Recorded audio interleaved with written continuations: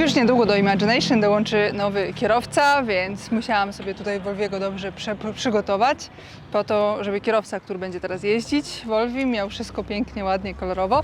No i zrobiłam jeszcze jeden mały prezent dla nowego kierowcy, mianowicie wymieniłam sprzęg. Teraz żałuję, że ja takiego nie miałam, jak ja jeździłam Volvim, bo ja nienawidzę odczepiać przyczepy. Po prostu nienawidzę, wolę jechać, kombinować, niż sobie odpiąć przyczepę, bo po prostu nie lubię, no i koniec. A teraz ma Volvi nowy sprzęg Rockingera z kamerą, z Drawbar Finder. Co to jest, zobaczycie, z czujnikami. Piękny. Piękny, teraz w ogóle, motylki tutaj, teraz w ogóle już nie trzeba wysiadać, no dobra, trochę trzeba wysiadać do sprzęgania, więc ja akurat ostatnio jeździłam samą solówką. Jak przyjechałam w nocy na bazę, to już mi się nie chciało sprzęgać, ale teraz zrobimy szybko sprzęganie i zobaczycie, jak to pięknie działa, jakie to jest komfortowe, jakie to jest, no kurczę, że ja go od razu takiego nie zamówiłam. Czemu ja od razu nie zamówiłam Volviego z takim właśnie sprzęgiem Rockingera? No więc tak, wiadomo, że jak się odczepia przyczepę, no to trzeba opuścić ten zderzak, tak żeby odsłonić światła, żeby odsłonić tablicę rejestracyjną, ale teraz, żeby się podpiąć, no to on jest za nisko, no i trzeba go podnieść. No to podniosę, nie? Myślcie sobie, że to jest łatwe, że to jest lekkie, ale też nie jest jakieś nie wiadomo jak ciężkie. Jest jedno zabezpieczenie i tutaj jest drugi taki sam zamek, no i tyle. Już zablokowane. No to chodźcie pod spód, zobaczcie jak to teraz wygląda. Ach! Sprzęg niby jak sprzęg, ale już troszeczkę inny. Trochę inaczej działa. Po pierwsze, to zauważcie, że nie ma rączki. Pokażę Wam później, jak już się zepniemy, jak się otwiera. Po drugie, zobaczcie, że w tym poprzednim sprzęgu było tak, że ten bolec był trochę niżej, był taki może bardziej jakby zaokrąglony i on opadał zaraz po tym, jak to kołucho go dotknęło. Teraz ten bolec jest opuszczany dopiero wtedy, gdy tamten język z tyłu zostanie dopchnięty przez to kołucho. O, ten język tutaj z boku. Więc gdy kołucho dobije do tego języka z tyłu, to wtedy dopiero opada bolec. No i przede wszystkim mamy tutaj kamerę. Popatrzcie, tutaj jest kamera, tutaj jest cały system, tutaj jest dobijanie zbiornika smaru. Po zamontowaniu tego nowego sprzęgu miałam takie mini szkolenie na temat użytkowania i oczywiście też na temat serwisowania, bo dla mnie jako właściciela najważniejsze jest jak to serwisować, żeby było bezpieczne i żeby długo służyło. Więc dowiedziałam się, że jest tutaj taka mała kalamitka, tak, pod spodem i ją raz na kilka tygodni można trochę przysmarować, ale jest tutaj jeszcze druga kalamitka, gdzie jest zbiornik ze smarem, do której wchodzi ten bolec i dowiedziałam się, że tej kalamitki u dołu używamy do smarowania tak raz na miesiąc powiedzmy, natomiast ta kalamitka u góry służy do uzupełniania smaru w zbiorniku. Producent podaje, że tego smaru ma wystarczyć aż do momentu wymiany stworzenia. Gdy wymienia się stworzeń, to automatycznie też jest dobijany do tego zbiornika smar. Gdyby Wam się zdarzyło, że mielibyście straszną ochotę dobić tego smaru do zbiornika na wszelki wypadek, to pamiętajcie, żeby dobijać do zbiornika na otwartym sprzęgu, tak żeby stworzeń był schowany właśnie w tym zbiorniku. Jeżeli zrobicie to na zamkniętym sprzęgu, dobijecie do pełna smar, to nie uda Wam się otworzyć sprzęgu, bo stworzeń nie będzie miał gdzie wejść. No i jeszcze jedna ważna sprawa, mianowicie stworzeń jest smarowany za każdym razem, gdy chowa się do zbiornika ze smarem, czyli gdy po prostu otwieramy sprzęg i odpinamy przyczepę. Jeżeli Wy praktycznie nigdy nie odpinacie przyczepy, to oznacza, że ten stworzeń tutaj trzeba będzie smarować manualnie, bo tak samo jak jest z siodłem, gdzie mamy dwa trące się elementy metalowe, to musi być posmarowane. Stworzeń jest posmarowany regularnie, tak długo jak odpinamy przyczepę, podpinamy i tak dalej. Jeżeli tego nie robimy, to z czasem ten smar się wyrobi, no i będzie sucho. Nie może być sucho. Kto nie smaruje, nie jedzie. Jaki smar stosować? Link zostawiam Wam w opisie. Jesteśmy już w środku, teraz włączamy bieg wsteczny. No i na wyświetlaczu od razu wskakuje kamera. I tutaj mamy dwie linie, mamy krzyżyk, musimy teraz celować w sprzęg, więc owszem, ja sobie dalej w lusterko patrzę, bo tym się przede wszystkim sugeruję, ale na tym ostatnim etapie, jak już jest blisko, no to sobie pomagam tym właśnie drawbar finderem.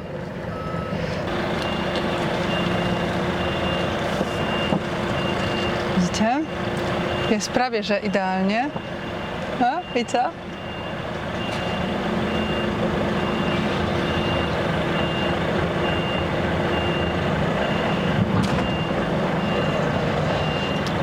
No i teraz popatrzcie jeszcze tutaj.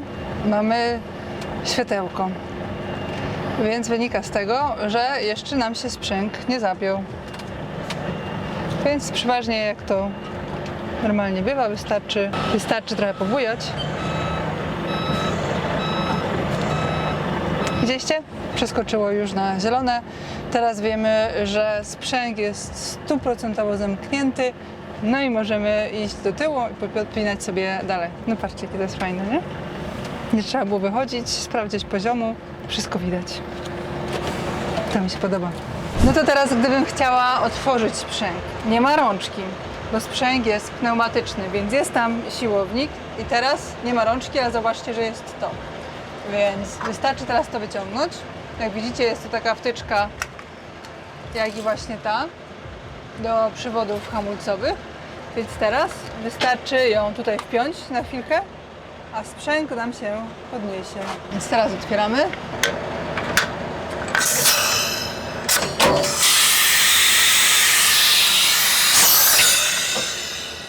No widzicie? Otwarty. Jak widać, bolec jest porządnie wysmarowany, bo z tego co zrozumiałam, to właśnie jak on się chowa, to on się chowa do tego cylindra ze smarem, więc zawsze jest dobrze wysmarowany.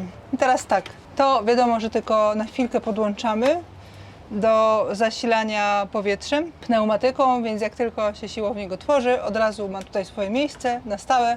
To jest tylko i wyłącznie taki uchwyt, żeby kabel nie wisiał. To do niczego się nie podłącza, to nie jest podłączone, to jest tylko po to, żeby zasilić ten jeden siłownik.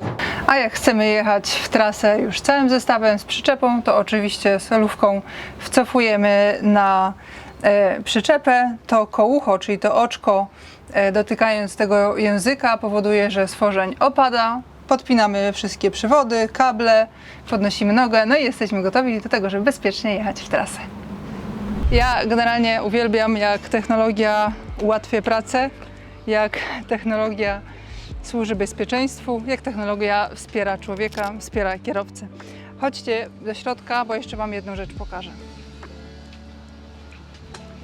Na tym malutkim urządzonku mamy jeszcze jedną środkową informację ostrzegawczą. Zielone, sprzęg zamknięty, jedziemy. Tu czerwone, sprzęg otwarty, nie jedziemy. A to, jak myślicie, co to jest? To jest ostrzeżenie o zbyt dużym wyłamaniu solówki w stosunku do przyczepy. Zademonstruję. No i teraz łamiemy się.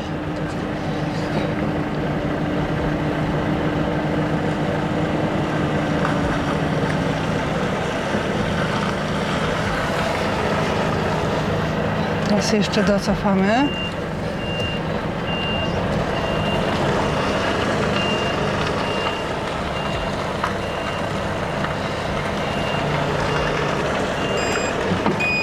Widzicie? To jest ten punkt, w którym za chwilkę dyszel będzie zahaczać o obudowę sprzęgu. Czyli to jest sprzęg, tutaj ten kielich sobie pracuje na prawo i na lewo, a sprzęg jest przykręcony do konsoli. To jest konsola, a tutaj, tak jak ja powiedziałam, ta obudowa to jest taka jakby osłona metalowa konsoli. I gdy za bardzo się włamiemy, to dyszel przyczepy może zagiąć tą osłonę konsoli. Generalnie to są różne obudowy sprzęgów. Ostatnio się dowiedziałam, a mój jest taki, że generalnie to sprzyja właśnie zahaczeniu dyszlem. Dlatego mi też bardzo na tym zależało, bo ja sobie już to kiedyś dogięłam i to brzydko wygląda.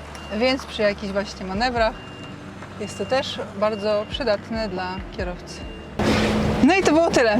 Jak Wam się podoba? Mi się mega podoba, bardzo się cieszę, bardzo się teraz cieszę, że kierowca, który będzie sobie jeździć Volvim, będzie mieć jeszcze dodatkową pomoc, szczególnie jak się siada na nowy zestaw, no to zawsze jest coś tam do wyczucia, a ja sama z doświadczenia swojego wiem, że Volvo jak jest ciężko załadowany, jak to czasami w krajach południowych szczególnie zdarza się, że trzeba się w małym miejscu obrócić, a to się zdarzało niestety, to właśnie bardzo łatwo jest zahaczyć sprzęgiem.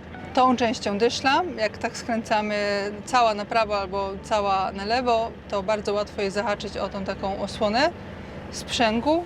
No i to jest niby metal, ale jest miękkie i łatwo jest to dogiąć. Nie do końca ładnie to wygląda.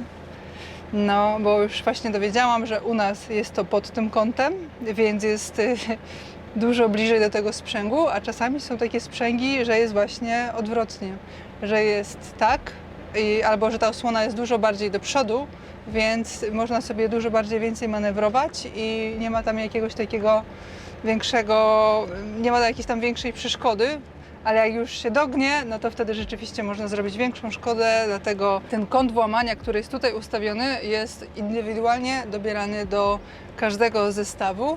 To jest taka blaszka z ząbkami, jest tam też sensor i wtedy w zależności od tego, na zasadzie prób i błędów, trzeba wyłamywać kolejne ząbki, no i trzeba testować, podjeżdżać, testować, patrzeć jakie mamy wyłamanie, ile tam fizycznie rzeczywiście jest odległości do tej blachy, do tej osłony i wtedy wyłamywać kolejne ząbki, aż do tego momentu, gdy osiągniemy takie wyłamanie, które w naszym odczuciu jest maksymalnie bezpieczne, nie ma uszkodzenia, ale też jeszcze się wykorzystuje, bo to nie chodzi o to, żeby całkowicie ograniczyć kierowcę, ale o to, żeby znaleźć ten złoty środek. Więc też uczestniczyłam w wyłamywaniu ząbków, dlatego tak mówię.